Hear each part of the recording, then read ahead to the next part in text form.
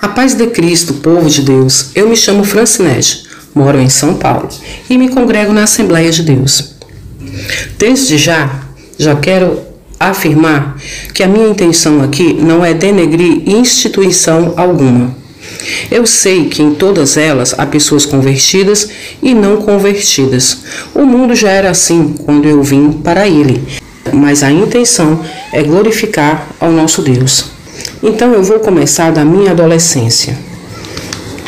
Eu tinha 15 anos quando um rapaz da minha rua, chamado Assis, começou a olhar diferente para mim. Eu me lembro muito bem dos seus lindos olhos azuis, que era o que mais me chamava a atenção. Ele parecia ser mais velho, deveria ter uns 20 anos, quando eu tinha somente 15. E eu percebia que muitas vezes ele olhava bastante para mim. Eu o via muitas vezes nas festas no centro da nossa cidade. Porém, eu não gostava muito dele. E também, nessa época, o meu pai não deixava nem eu nem as minhas irmãs namorar. Ele dizia que tínhamos que estudar. Um dia eu cheguei da escola e minha mãe me chamou e disse que esse rapaz havia ido lá em casa pedir ao meu pai para namorar comigo. Ainda lembro da minha mãe falando: seu pai ficou muito bravo, disse que você é muito nova para namorar e que seu marido é Deus quem vai escolher. Ela disse que o rapaz saiu zangado, dizendo que ele era a melhor opção que eu tinha de casamento naquela cidade e que esperaria meu pai se arrepender e procurá-lo. Claro que meu pai não o procurou. Então, algum tempo depois, ele novamente veio à nossa casa dizendo que queria me dar mais uma chance. Ele era muito arrogante. Disse novamente que naquela cidade ele era a melhor opção para qualquer moça, principalmente para nós, que éramos socialmente inexpressíveis. Foi o termo que ele usou. Meu pai, que só tinha terminado a alfabetização, entendeu exatamente o que ele quis dizer e perdeu a paciência e o expulsou da nossa casa. E ele teve que ir, porque meu pai tinha quase 2 metros de altura. Meu pai era um agricultor e era muito forte.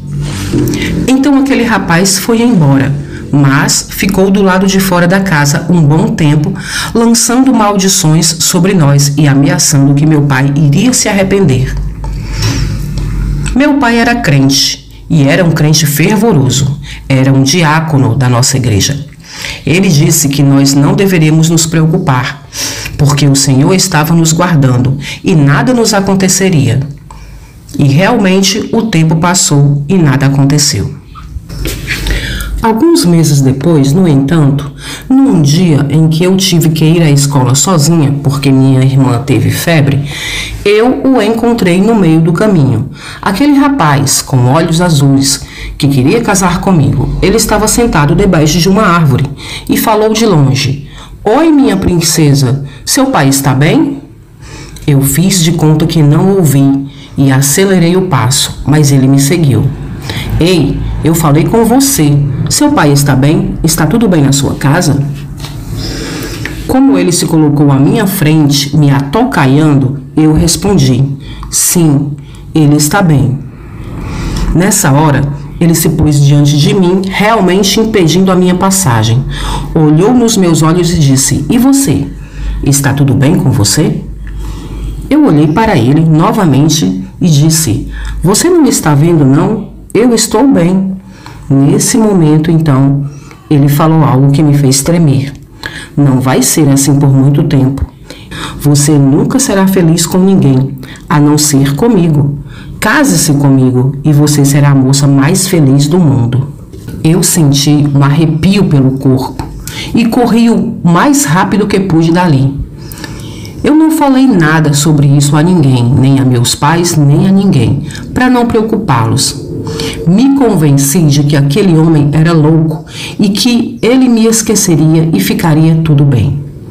E foi assim, a vida voltou ao normal. Chegou então o dia do meu aniversário naquele ano. Meus pais fizeram um bolo, como de costume, e chamaram nossos parentes de perto, nossos avós, alguns tios e primos. Cantamos parabéns e comemos o bolo. Uma hora eu entrei na cozinha com meu sobrinho no colo, porque minha tia tinha pedido para que eu o limpasse, porque ele estava todo sujo de bolo.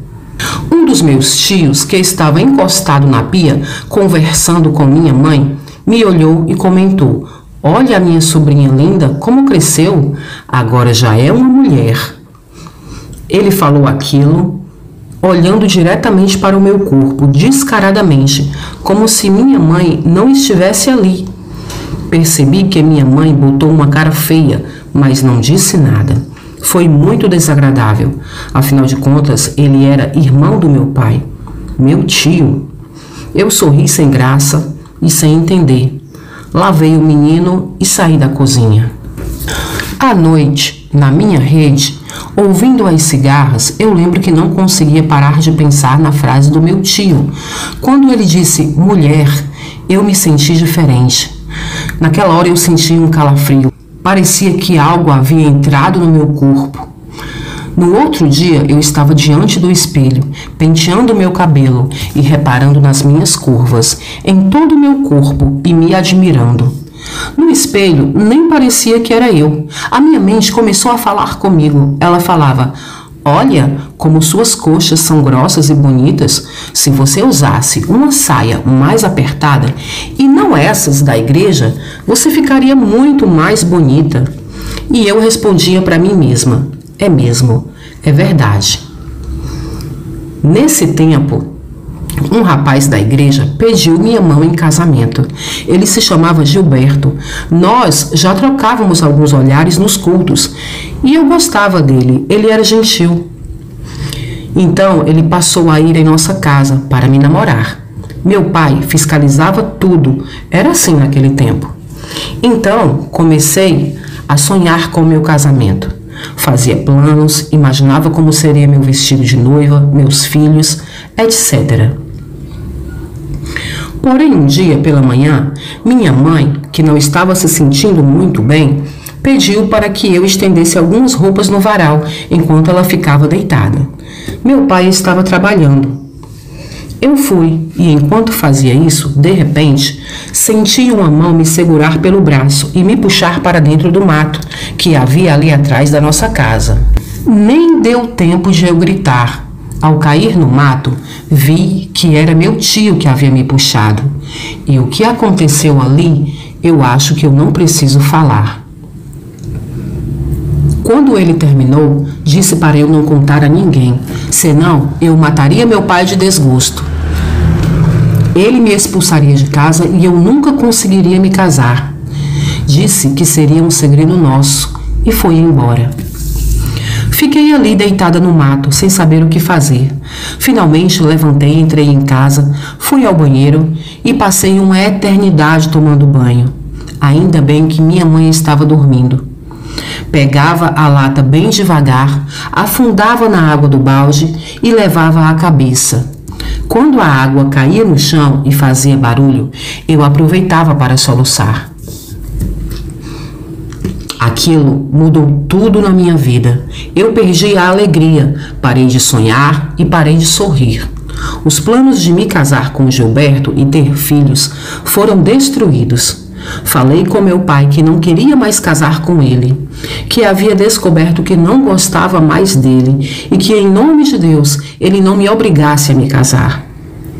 Meu pai estranhou muito, me interrogou várias vezes, mas eu só aleguei isso e tanto insisti e chorei que ele se convenceu, se compadeceu de mim e conversou com o rapaz, terminando o noivado. Minha mãe ficou muito triste. Ela chorava de lá, eu chorava de cá e foi assim. Após isso, meu comportamento mudou. Minhas saias, que eram até o tornozelo, cortei algumas na altura da batata da perna. Disse à minha mãe que era para facilitar o trabalho doméstico. Ela reclamou a princípio, mas depois me deu razão. Meu tio passou a ir mais lá em casa, principalmente quando meu pai não estava lá.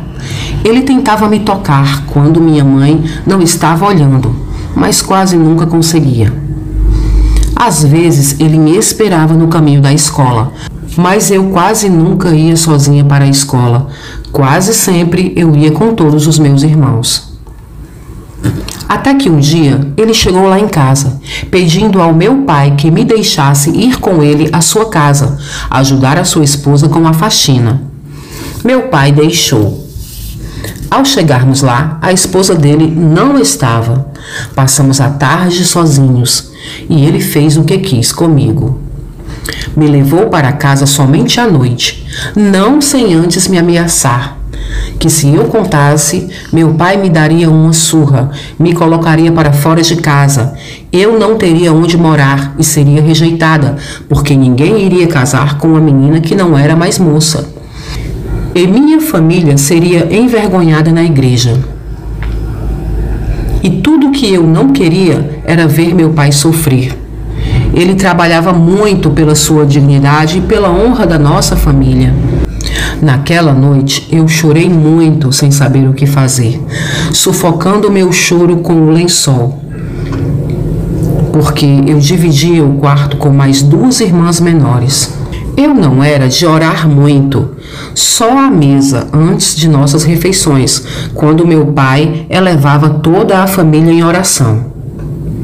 Mas aquela noite eu orei. Eu disse: Deus, me tire daqui, me leve para longe desse homem. Minha irmã mais nova, Solange, acordou e perguntou: o que você está falando? Você me acordou, vá dormir. E eu fui. Passou-se mais um tempo e então chegou em nossa igreja uma irmã da cidade. Fez amizade com minha mãe e durante um café em nossa casa ela disse: Irmã Martinha, eu preciso de alguém para me ajudar lá em casa. Você não quer deixar a Francinete passar um tempo comigo, não? Só para eu descansar um pouco. Prometo que cuido bem dela e depois a trago de volta para você. Como ela era uma irmã educada, bem vestida e o cabelo batia no joelho, e isso para minha mãe era sinônimo de santidade, então minha mãe deixou. Porque as coisas na cabeça dos crentes funcionam assim: se a pessoa parece que é crente, então é santo, é honesto, é correto, mas nem sempre é assim. Quanto a mim, confesso que eu achei que aquilo era uma resposta de Deus para a minha vida, a minha oração. Porém, agora acho que foi o diabo que ouviu a minha oração e enviou aquela mulher. Mas enfim, eu fui com aquela irmã. Eu tinha acabado de fazer 17 anos nessa época. E logo que cheguei, eu gostei de estar ali. Era um apartamento de luxo. Tinha do bom e do melhor, tudo para eu comer na hora que eu quisesse. Ganhei um quarto pequeno, mais luxuoso, com TV e um guarda-roupa só meu. Para mim, que vinha do interior, dividia o quarto com mais 2 irmãs, tomava banho de balde e lata e comia alguns dias sim e outro não, ali era maravilhoso. Eu me deslumbrei. Botei na cabeça que faria de tudo para agradar aquela mulher e nunca mais ter que voltar. Na casa dela moravam ela, o esposo e 2 filhos, 2 rapazes. Um mais velho, que deveria ter mais ou menos uns 20 anos, e outro mais jovem. O mais novo estava noivo e mostrou má vontade comigo. Ele fazia de conta que não me via pela casa, mas era só fingimento. O outro era simpático, me cumprimentava, contava piadas, tentava interagir e me deixava à vontade. Foi ele que, depois de umas semanas, começou a primeiro me visitar no meu quarto pelas madrugadas. Então aconteceram as ameaças, as chantagens, tudo que eu já conhecia. E eu acabei aceitando. Depois, o outro irmão também passou a vir. Eles me davam presentinhos, bombons, dinheiro. E o irmão mais velho me ensinou a beber e a usar pílulas anticoncepcionais. Eu simplesmente comecei a pensar que o mundo era assim e que eu não poderia fazer nada para fugir desse destino. Aquela irmã Não se preocupava em me levar à igreja com ela, não conversava comigo, não compartilhava a Bíblia comigo, não cantava louvores dentro de casa, como eu estava acostumada a ver minha mãe fazer. Ela ia com o marido para a igreja e me deixava em casa com os filhos dela. Na verdade, ela me deixava porque eu sempre estava cozinhando ou limpando e ela não esperava eu terminar. Na verdade, ela não queria que eu deixasse de fazer as coisas. Com o tempo, ela foi ficando abusada comigo. Por tudo ela reclamava. A roupa nunca estava bem passada, a casa nunca estava limpa como ela gostava. Ela me chamava de lesada, desastrada, desajeitada e até burra. Ela não podia me ver parada, que logo inventava algo para eu fazer. Eu só tinha paz quando ela saía. Comecei a odiá-la. Ela não era nada do que mostrou na casa da minha mãe. Por isso, para me vingar dela, não rejeitei quando o esposo dela veio bater na porta do meu quarto de madrugada. Com ele, eu tinha gosto, porque eu me vingava dela. Mas ela também se vingava de mim. Houve um momento em que eu engravidei. Contei para o filho mais novo e, para minha surpresa, ele disse que estava apaixonado por mim e que queria casar comigo. Tentou falar com a mãe dele, mas ela quase enlouqueceu de tanta raiva. Brigou, gritou, ameaçou. Acabou convencendo o rapaz a viajar para o exterior. Quanto a mim, ela me levou numa clínica e resolveu o que ela chamou de problema, pedra de tropeço, empecilho. E disse também que não me mandaria de volta para a casa da minha mãe porque não queria ficar sem meus serviços, pois já havia perdido muito tempo me ensinando todos os pormenores da casa. Por isso, ela me suportaria, apesar do que eu havia feito a ela. E olha que ela não me pagava nenhum centavo. Eu praticamente trabalhava para comer e para continuar trabalhando. Minha vida era assim naquela época. Eu nem sei em que ponto do caminho eu havia me perdido. Não me valorizava mais. Me tornei vingativa, interesseira, conheci o ódio e o desprezo. Nesse ponto, eu já estava usando shorts, havia cortado nos ombros meu cabelo que antes era na cintura, estava mundana. Uma noite, fui na cozinha, peguei uma faca e assim meus pais nunca saberiam do desgosto que dei a eles. A desgraça de filha que eu era.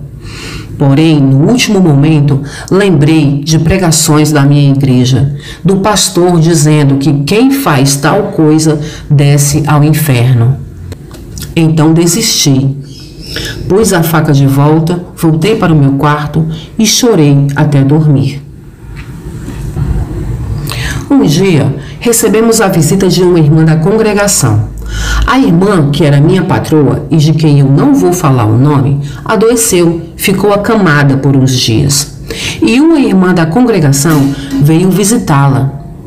Ela se chamava Irmã Olinda. Quando ela chegou, minha patroa estava dormindo e ela ficou na sala, esperando ela acordar. Eu a recebi e fui para a cozinha fazer um chá, café ou um suco para ela, porque eu não podia ficar parada. Eu já tinha entendido que estava ali para trabalhar. Ela percebeu a minha inquietação e me chamou, dizendo: "Menina, vem cá." Eu fui e disse: "Pois não, irmã." Ela me respondeu sorrindo: "Pois não, nada. Não sou sua patroa, sou sua irmã em Cristo. Vem cá, senta aqui. A paz de Cristo." Eu nem me lembrava da última vez que havia saudado alguém com a paz de Cristo. Mas fiz o que ela pediu. Fui lá e sentei com ela. E ela me disse: "Deus me mandou aqui para fazer uma obra." Eu olhei para aquela irmã e vi muita paz nela. Só então reparei também o quanto ela era bonita.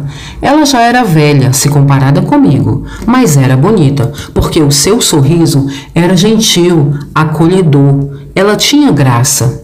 E o cabelo dela, nossa, impossível não notar, chegava quase ao chão e ela ainda usava ele solto. Era muito liso e muito brilhoso, cheio de vida. Mas não era só o cabelo, ela tinha brilho, o brilho de Deus nela. Outra coisa que chamou muito minha atenção foi a saia que ela usava. Era bordada com uma renda colorida. Ela me perguntou: gostou da minha saia? Eu falei que sim, acenando positivamente com a cabeça. Então, a partir dali, eu perdi mais a timidez e pudemos conversar um pouco. Então, eu já falei da minha família, de como eu gostava da minha casa, do mato. E sem querer, deixei as lágrimas caírem. Então, a irmã Olinda me perguntou: você está chorando com saudade de casa ou porque se arrepende de suas mazelas? Porque Deus está me dando aqui o raio-x completo da sua vida. E apesar de como está vestida, você não é assim. Você está arrependida de sua vida de trevas? Está arrependida do tipo de vida que tem levado? Já cansou de tanto pecado? Quer chorar na presença do Senhor? Quer que suas lágrimas sejam depositadas aos pés de Jesus? Ele tem te contemplado. Ele conhece sua vida e seu coração. Ele sabe do que você precisa. Quando ela disse aquilo, eu senti a atmosfera mudar ao meu redor. Senti a presença de Deus, como há muito tempo não sentia. Foi aí que senti todo o cansaço daquela vida e aquele peso me jogou ao chão. Me ajoelhei apoiada no sofá e chorei. Chorei como se junto com as lágrimas eu pudesse colocar para fora toda a podridão da minha alma. Parecia que Deus estava me lavando. Eu comecei a clamar em alta voz pelo espírito de súplica. Reconheci minha desgraça e me entreguei à humilhação a Deus, implorando por perdão, dizendo: Senhor, me perdoa, eu não queria. Então a irmã Olinda pôs a mão na minha cabeça e disse: eu vejo um jovem, bonito, loiro, alto, de profundos olhos azuis, diante de um caldeirão, fazendo feitiços, lançando maldições contra você e direcionando um espírito de sensualidade para a sua vida. Ele não quer que você seja de ninguém, porque você não quis ser dele. E ele quer que você passe de mão em mão, e depois morra na solidão e na miséria. Mas o Deus Altíssimo, a quem eu sirvo, manda eu te dizer: o inimigo se andou na tua vida até aqui, mas a partir de hoje eu vou honrar as orações do teu pai, o meu servo. Tu és minha herança. Foste adquirida por preço de sangue. Eu te resgatarei, te remirei, te libertarei desse cativeiro. A partir de hoje, vingarei a tua humilhação, porque te arrependeste, choraste e te humilhaste aos meus pés. Por isso eu te honrarei e cumprirei o desejo do teu coração. Tu não serás motivo de desonra, mas será a alegria da tua casa. Nessa hora, senti um fardo pesado caindo das minhas costas e a alegria do Senhor entrando em meu coração. Irmãos, eu já me levantei dali crente novamente. Já senti o poder, o perdão, a nova vida de Deus na minha vida. A irmã Olinda nem esperou minha patroa acordar, porque Deus disse para ela que não era para ela interceder junto a ele pela cura da enfermidade dela, que ele a levou até ali por minha causa, eu era a obra, e não a causa da minha patroa. Então ela foi embora, porque Deus estava mandando ela se apressar e ir logo, e ela foi. Realmente Deus sabe de todas as coisas, porque logo após a irmã sair, minha patroa acordou. Mas ela não ficou sabendo de nada sobre aquela visita, porque eu não falei, nem a irmã Olinda também. Consigo compreender com essas coisas hoje que Deus trabalha também no silêncio e em segredo. Há muitas coisas que Deus não quer revelar para todas as pessoas. A partir daquele dia, passei a orar todas as noites. Passava o dia trabalhando, mas também louvando a Deus. Às vezes baixinho, mas quando não havia ninguém em casa, eu entoava louvores ao Senhor em voz alta. E percebia que uma voz diferente saía da minha garganta, uma voz bonita para louvar a Deus. Resolvi não pedir para voltar para casa e deixar que Deus fizesse isso. Eu disse: Senhor, eis-me aqui, faz a tua vontade na minha vida. Depois de umas 2 semanas somente, meu pai pediu que eu voltasse para me despedir do meu tio, que estava muito doente já há algum tempo e às portas da morte. Apesar da circunstância trágica, agradeci ao Senhor por poder voltar e rever minha família. Pude abraçar meus pais e meus irmãos. Fui visitar então com eles meu tio. Chegando lá, encontrei-o acamado com uma enfermidade que eu não quero dizer o nome, mas que corroeu sua língua e o impedia de falar. Era um estado deprimente. Em um certo momento, todos saíram do quarto e só eu fiquei. Acho que foram tomar um café. Eu sentei ao lado de meu tio e o olhei por um momento, me apiedando do seu estado. Ele olhava para mim e lágrimas começavam a cair de seus olhos. Eu sabia muito bem o que aquele olhar queria me dizer. Tudo o que ele fez comigo me veio à memória, mas o que eu senti é que ele queria me pedir perdão. Então, depois de chorar também, eu segurei em sua mão, olhei em seus olhos e disse: Eu te perdoo, tio. Pode descansar. Ele abaixou a cabeça e chorou, fazendo uns sons estranhos, como gemidos agoniados. Era feio, mas era o máximo que a enfermidade lhe permitia. Eu chorava, não de tristeza, mas de alegria, pois quando disse eu te perdoo, senti novamente a alegria do Senhor inundar o meu ser. Agradeci a Deus por me proporcionar aquele momento. Peguei a harpa da minha tia e cantei os louvores para ele, segurando sua mão. E ele só chorava e enxugava as muitas lágrimas. Peguei a harpa da minha tia e cantei uns louvores para ele, segurando sua mão. E ele só chorava e enxugava as muitas lágrimas.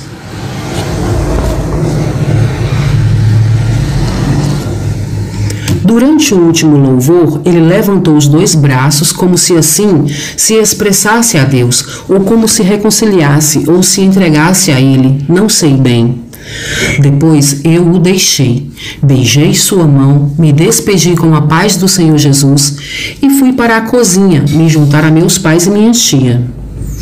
Conversamos um tempo, tentamos consolá-la, oramos, louvamos, lemos a palavra e depois, no fim da tarde, quando meu pai passou no quarto para se despedir do seu irmão, percebeu que ele já não estava entre nós.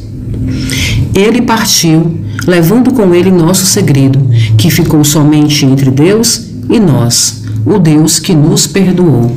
E eu digo nos perdoou, porque se Deus me perdoou e me libertou, pode muito bem ter perdoado meu tio e o levado para suas mansões celestiais. Eu fiz o que Deus me pediu, eu o perdoei. Quando isso aconteceu, eu estava prestes a completar meus 20 anos. Avisei minha mãe que não voltaria mais para a cidade, não iria mais para a casa daquela irmã, que ficaria ali com minha família. Minha mãe muito se alegrou, meu pai também. Avisei minha patroa que não voltaria mais. Ela ficou com ódio de mim. Disse que eu tinha que voltar para pegar as muitas coisas que eu havia adquirido ali. Eu disse que ela doasse minhas roupas e objetos, que eu não queria nada. Voltei a lavar roupa no tanque, a tomar banho de balde e latinha, e voltei a ir à igreja com meus pais.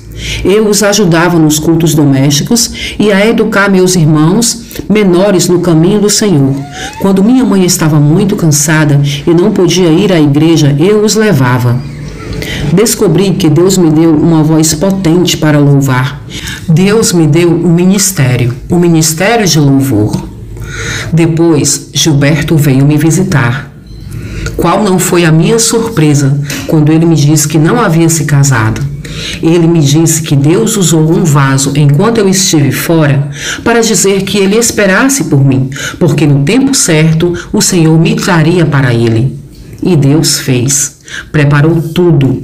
Eu me casei de branco, de véu e grinalda. Foi muita emoção para o meu pai. Nós casamos, aumentamos a casa dos meus pais e passamos a morar com ele, porque eu não quis deixar minha mãe. E Gilberto entendeu. Ele era um filho para minha mãe. Gilberto herdou depois casas de herança do seu pai. Por isso, nós vivemos muito bem. Tivemos 2 filhos que foram a alegria para os meus pais, graças a Deus. E eu, que já louvava na igreja, passei a ser a cantora principal, sendo convidada para louvar em outras congregações da minha cidade. Meu pai tinha muito orgulho de mim. Ele sempre chorava quando eu louvava na igreja, e eu também, porque eu lembrava de onde Deus me tirou para me dar aquela honra que eu não merecia. Depois, nos anos seguintes, Deus recolheu meu pai. E eu cuidei de minha mãe, não deixei nada faltar a ela nem a meus irmãos. Foi naqueles anos após a morte do meu pai que reencontrei o homem que amaldiçoou a minha vida. Eu estava andando na rua com um de meus filhos, quando ouvi uma voz pedindo esmolas. Olhei para baixo e vi aquela pessoa muito cabeluda, muito suja, esfarrapada. Quando ele levantou a cabeça e olhou para mim, me apontando uma latinha com moedas, eu reconheci imediatamente aqueles olhos. Nessa hora me veio a palavra da irmã Olinda, que o Senhor me vingaria dos meus inimigos e daqueles que me amaldiçoaram. Quando ele olhou para mim, percebi que não me reconheceu, mas também, para mim, isso não fez diferença. Acredito que foi Deus que não permitiu que isso acontecesse. Então, calmamente, coloquei a mão no bolso da minha saia, peguei algumas moedinhas e coloquei dentro daquela latinha e fui embora. Vivi com Gilberto por 35 anos e Deus também o chamou. Hoje eu sou uma anciã, vivo com meu filho mais novo e minha nora. Tenho netos e todos fazem parte da comunhão de Cristo. Deus me honrou, o seu amor e misericórdia são grandes na minha vida. Hoje eu espero só o Senhor me chamar, porque nessa terra Ele já me honrou, mesmo sem eu merecer. Então, entregue o seu caminho ao Senhor, confie nele e tudo Ele fará por ti. Deus abençoe a todos do canal. E não esqueçam, Deus é fiel. Amém?